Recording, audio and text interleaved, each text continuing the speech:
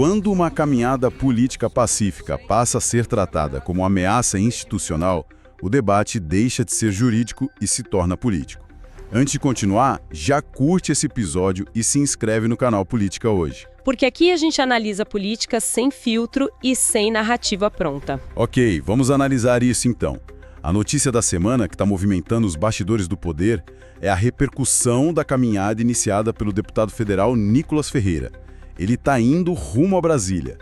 Que ato é esse exatamente? Olha, é uma mobilização que foi declarada desde o início como pacífica e simbólica. Segundo os aliados do deputado, a motivação é dupla. Tem um lado político e um lado religioso. Certo. O discurso central é de oposição, com críticas bem diretas ao judiciário, uma defesa clara do ex-presidente Jair Bolsonaro e também aquela narrativa de que existe uma perseguição política acontecendo no país. Então, o caráter do ato é de protesto político mesmo. Não tem menção à violência, à ruptura, nada disso. Nada. Mas ele se insere num contexto maior, né? Exatamente. Essa é a chave. A caminhada acontece num cenário, de tensão contínua entre a oposição e o Supremo Tribunal Federal. Então, qualquer movimento que consiga mobilizar a base conservadora, ele é imediatamente colocado sob um microscópio, sabe? Principalmente depois do 8 de janeiro, imagino. Com certeza. Esse evento virou o grande fantasma de Brasília. E aí que a coisa fica realmente interessante. As fontes que a gente tem indicam que a reação em Brasília foi de incômodo entre os ministros do STF. Qual é a preocupação central deles? O que está pegando? O grande receio é que a chegada do deputado a Brasília acabe estimulando grandes aglomerações na capital e, especificamente, perto da Praça dos Três Poderes. Ah, claro. O trauma institucional do 8 de janeiro ainda é muito, muito presente.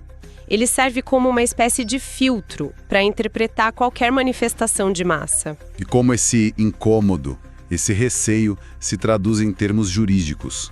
Porque eles já estão falando em enquadrar uma caminhada pacífica como algo bem mais grave. E aqui a gente entra na engenharia jurídica da coisa, que é fascinante. A tese está sendo construída. A análise que circula nos bastidores, nos gabinetes, é que numa leitura mais rígida, bem mais dura, o ato pode ser enquadrado como ameaça ao Estado de Direito. Mas como eles fazem essa ponte de uma caminhada pacífica para ameaça ao Estado de Direito? Parece um salto bem grande. O salto é grande, mas a lógica seria a seguinte: a caminhada é um pretexto.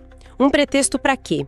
Para reunir pessoas com um discurso de contestação direta ao STF. E essa aglomeração com essa pauta poderia ser interpretada como uma tentativa de pressionar ou intimidar as instituições. Exatamente. De intimidar. Ou seja, o problema não é o protesto em si. Não são as pessoas caminhando. O problema é a possibilidade de que esse protesto gere uma aglomeração com pautas que o STF considera hostis. É uma ação preventiva, então. É totalmente preventiva. E essa interpretação, ela abre a porta para uma tese ainda mais extrema, que já está sendo mencionada, em análises mais reservadas. E qual seria? A de uma nova tentativa de golpe. Golpe. Mesmo sem violência, de forma simbólica. Exato. Mesmo que simbólica e sem uso de violência. O foco se desloca completamente da ação, do que está acontecendo, para sua potencial consequência. E isso, juridicamente falando, é um terreno muito, mas muito subjetivo. Essa interpretação preventiva não é totalmente nova, né? O STF já tem alguns precedentes nesse sentido, não é? Sim, e isso é crucial para a gente entender a estratégia que pode estar em jogo. Uma das nossas fontes relembrou a decisão do STF que determinou a desocupação daqueles acampamentos conservadores nos arredores do tribunal. Lembro bem. Naquela ocasião, a corte proibiu concentrações permanentes na área. E o argumento foi justamente preservar a democracia. E esse precedente pode ser a base agora. Pode ser a base para justificar uma ação contra a caminhada do Nicolas. Eles podem usar a mesma linha de raciocínio. Isso levanta uma questão que para mim é central. Sobre a liberdade de manifestação. Onde fica o limite? Onde a gente separa a prevenção legítima da restrição de um direito que está na Constituição? Esse é o ponto central de todo o debate. É exatamente isso. O que se discute é o risco de uma ampliação subjetiva do conceito de ato antidemocrático ou de ameaça.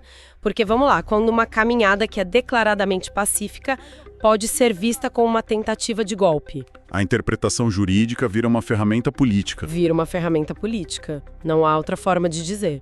E na prática, quais seriam as consequências, o que o tribunal poderia fazer de fato? As possibilidades que estão sendo ventiladas vão desde proibir a conclusão do ato em áreas sensíveis de Brasília. Tipo a Esplanada ou a Praça dos Três Poderes.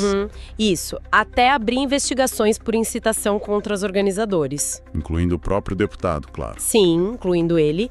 E aí tem o cenário extremo, que seria a imposição de medidas cautelares bem duras contra os organizadores. E o que seriam as medidas duras? Juridicamente, se o plenário entender que há um crime contra o Estado de Direito em curso ou na iminência de acontecer, medidas como restrições de circulação ou até mesmo prisão são hipóteses que são mencionadas nos bastidores. Prisão? É uma hipótese.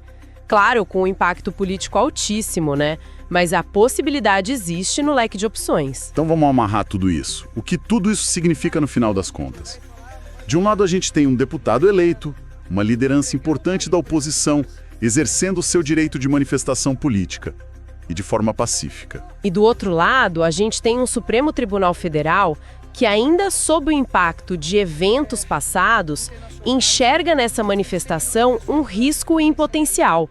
E por causa desse risco, ele cogita medidas preventivas que são baseadas em interpretações jurídicas, assim, bem elásticas. Fica muito claro o risco de confundir um protesto legítimo, que é parte do jogo democrático. Mesmo que seja um protesto duro, incômodo. Exato.